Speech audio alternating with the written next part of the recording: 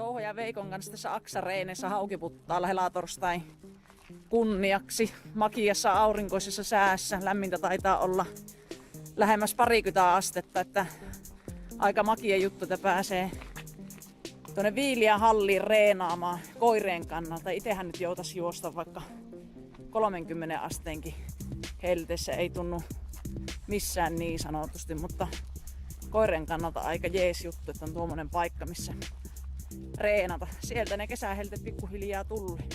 Mukavaa pyhäpäivän jatkoa kaikille teille.